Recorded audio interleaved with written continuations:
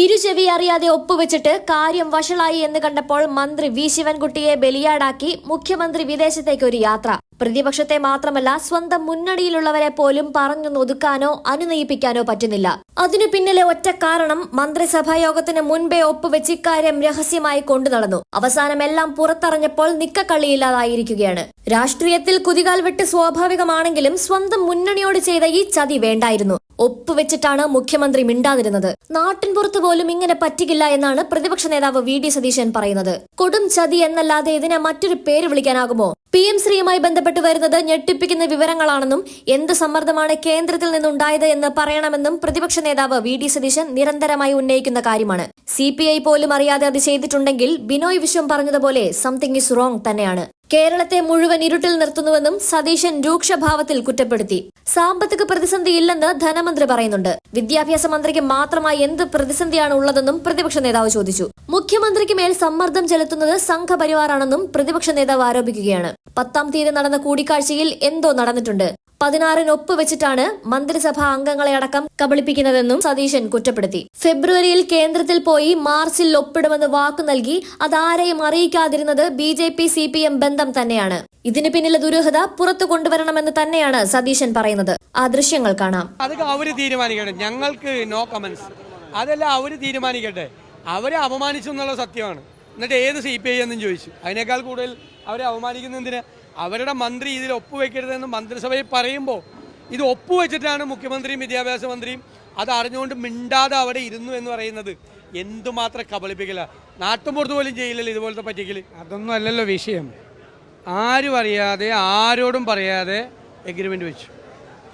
പാർട്ടിയുടെ കേന്ദ്ര നേതൃത്വം CPM-ൻ്റെ അറിഞ്ഞിട്ടില്ല, സംസ്ഥാന നേതൃത്വം അറിഞ്ഞിട്ടില്ല, ഘടകകക്ഷികൾ ആരും അറിഞ്ഞിട്ടില്ല, ഇടതുമുന്നണിയിൽ ചർച്ച ചെയ്തിട്ടില്ല, മന്ത്രിസഭയിൽ ചർച്ച ചെയ്തിട്ടില്ല.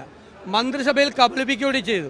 16-ാം തീയതി ഒപ്പുവെച്ച് മന്ത്രിസഭയിൽ വന്നിരുന്ന് മറ്റു മന്ത്രിമാരെതിരെ എതിർത്തപ്പോൾ ഒപ്പുവെച്ച കാര്യം പോലും മറച്ചു വെച്ചു. അപ്പോൾ കൂടെയുള്ള എല്ലാവരെയും കബളിപ്പിച്ചു. ഇപ്പോൾ ഇന്നലെ വെളിവായി, ഇന്നലെ കേന്ദ്ര വിദ്യാഭ്യാസ സെക്രട്ടറി വെളിപ്പെടുത്തിയത് എന്താ? കഴിഞ്ഞ വർഷം തന്നെ മാർച്ചിൽ തന്നെ കേരളം സന്നദ്ധത പ്രകടിപ്പിച്ചിരുന്ന, പിന്നെ ആരെ കബളിപ്പിക്കായിരുന്നു ഇത്രയും നാൾ? ഫെബ്രുവരി 8-ാം തീയതിയാണ് 2024 കേരള ഗവൺമെൻറ്റിൻ്റെ നേതൃത്വത്തിൽ കേന്ദ്രത്തിനെതിരായി സമരം ചെയ്ത്, അല്ലേ? പാർലമെൻറ്റ് ഇലക്ഷന് മുമ്പ്. എന്നിട്ട് പറഞ്ഞു ധനകാര്യം, വിദ്യാഭ്യാസം, കൃഷി തുടങ്ങിയ കാര്യങ്ങളിൽ കേന്ദ്ര നിയമങ്ങളുണ്ടാകുന്നു, അവഗണനയാണ് സംസ്ഥാനത്തോട്. ഡൽഹി മുഖ്യമന്ത്രി കെജ്രിവാളിനെ വിളിച്ചു പ്രസംഗിപ്പിച്ചു. പഞ്ചാബ് മുഖ്യമന്ത്രി പറഞ്ഞു, ഫാറൂഖ് അബ്ദുള്ള വന്നു, മറ്റ് നേതാക്കളൊക്കെ വന്നു. അവരെ എല്ലാം കബളിപ്പിച്ചുകൊണ്ട് ഫെബ്രുവരി 8-ാം തീയതി ഡൽഹിയിൽ ഈ സമരം നടത്തിയിട്ട് മാർച്ചിൽ പോയി കേന്ദ്രത്തിനോട് ഇതിൽ ഒപ്പുവയ്ക്കാമെന്ന് പറഞ്ഞു. അതാണ് ഇപ്പോഴത്തെ വെളിവായിരിക്കുന്നത്. അപ്പോൾ ഇതെന്താണ് കബളിപ്പിക്കുന്നത്? മുഖ്യമന്ത്രി പ്രധാനമന്ത്രിയെയും ആഭ്യന്തരമന്ത്രിയെയും കണ്ടതിന് ശേഷം എന്തു മാറ്റമാണ് പെട്ടെന്ന് ആരും അറിയാതെ, അതാണ് സംഭവം, അത്രയേ ഉള്ളൂ. ആരും അറിയാതെ എന്തുകൊണ്ട് എഗ്രിമെൻ്റ് വെച്ചു, അതിനാണ് തുറന്നു പറയേണ്ടത്. അപ്പം ഞങ്ങളുടെ ഒരു ആരോപണമുണ്ട്, BJP-യും CPM-ഉം തമ്മിലുള്ള ഒരു അവിഹിതമായ ബാന്ധവമുണ്ട്. പ്രത്യേകിച്ച് മുഖ്യമന്ത്രി പിണറായി വിജയൻ SNC ലാവ്ലിൻ കേസിൽ ഉൾപ്പെടെ മറ്റ് കേന്ദ്ര ഏജൻസികൾ അന്വേഷിച്ച കേസുകളിൽ ഉൾപ്പെടെ പരസ്പരം ഒരു സഹായ സംഘം ഇവർ പ്രവർത്തിക്കുന്നുണ്ട്. അതൊന്നും കൂടി അടിവരയിടുന്ന രീതിയിലാണ് ഇപ്പോൾ വന്നിരിക്കുന്ന വിവരങ്ങളെല്ലാം. ഇനിയിപ്പോൾ ഇവർ സ്ലോ ഡൗൺ ചെയ്യുമോ? സ്കൂളിൻ്റെ ലിസ്റ്റ് ഒപ്പിട്ടിട്ടാണ് വന്നിരിക്കുന്നത്. അത് പാടില്ല എന്ന് മന്ത്രിമാരടക്കം പറയുമ്പോഴാണ് ഇത് ചെയ്തിരിക്കുന്നത്. അതൊക്കെ അവർ തമ്മിൽ തീർക്കേണ്ട വിഷയമാണ്. പക്ഷേ എല്ലാവരെയും ഇരുട്ടിൽ നിർത്തിയാണ് ഈ തീരുമാനമെടുത്തത്. അത് യാഥാർത്ഥ്യമാണ്.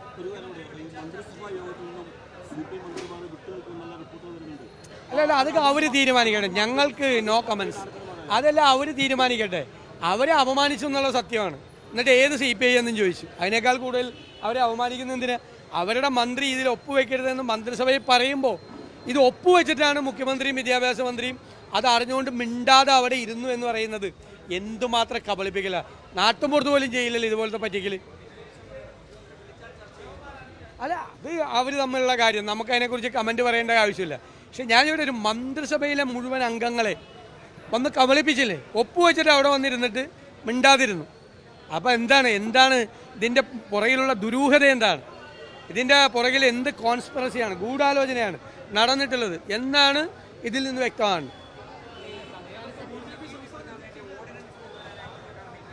എങ്ങനെ? ഞാൻ ചോദിക്കട്ടെ, കോടതി വിധിയിൽ നിന്ന് തന്നെ ഇവരെ ചവിട്ടി പുറത്താക്കേണ്ട സമയം കഴിഞ്ഞു. ഇവർക്കെതിരായിട്ട് കേസെടുക്കേണ്ടി വരും. അവസാനം ആദ്യത്തെ ദേവസ്വം ബോർഡ് പ്രതിയായല്ലോ, ഈ ദേവസ്വം ബോർഡും പ്രതിയാവും. കാരണം ഇതെല്ലാം അറിഞ്ഞുകൊണ്ട് തിരുവാഭരണം കമ്മീഷണറുടെ റിപ്പോർട്ടും ഹൈക്കോടതി വിധിയും ദേവസ്വം മാനുവലും മറികടന്നുകൊണ്ട് വീണ്ടും ഈ സാധനം, ഈ കാര്യങ്ങൾ വീണ്ടും സ്വർണം പൂശാൻ പുറത്തേക്ക് കൊണ്ടുപോകാൻ അനുവാദം കൊടുത്ത ആരാ? ക്ലിയറാണ്, കോടതി വിധി ക്ലിയറാണ്. അപ്പോൾ വീണ്ടും നിയമം ലംഘിച്ചു ഇവർ. അപ്പോൾ അതുകൊണ്ട് അവർക്കെതിരായിട്ട് കേസ് വരും. എന്നിട്ട് നീട്ടി കൊടുക്കാൻ പോയാൽ അതിൻ്റെ അർത്ഥം അതിനേക്കാൾ വലിയ നേതാക്കന്മാർ അതിൻ്റെ പുറകിലുണ്ട്, ഇതിൻ്റെ പങ്ക് പറ്റിയവരെന്നാണ് അതിൻ്റെ അർത്ഥം. അതാണ് അർത്ഥം. അത് വരട്ടെ. അത് അദ്ദേഹത്തിനെതിരായിട്ടൊരു ആരോപണം വന്നിരിക്കുന്നു. ആ ആരോപണത്തിന് അദ്ദേഹമാണ് മറുപടി പറയേണ്ടത്. അദ്ദേഹം മറുപടി പറയണം. അദ്ദേഹം വ്യവസായ കാര്യങ്ങൾക്ക് വേണ്ടി ഗവൺമെൻറ്റിൽ നിന്നും ചുരുങ്ങിയ വിലയ്ക്ക് സ്വീകരിച്ച ഭൂമി വ്യവസായം നടത്താതെ മറച്ചു വിറ്റു എന്നാണ് ആരോപണം വന്നിരിക്കുന്നത്. രാഷ്ട്രീയ നേതാക്കളാകുമ്പോൾ ആരോപണം വരും. അത് അദ്ദേഹം മറുപടി പറയട്ടെ. അദ്ദേഹം മറുപടി പറയണം, ഞാനല്ലാതെ. അദ്ദേഹം മറുപടി പറയട്ടെ. അദ്ദേഹത്തിന് എന്താണ് പറയാനുള്ളതെന്ന് പറയട്ടെ. ഇതാണ് ആരോപണം. ആരോപണത്തിന് അദ്ദേഹം മറുപടി പറയും.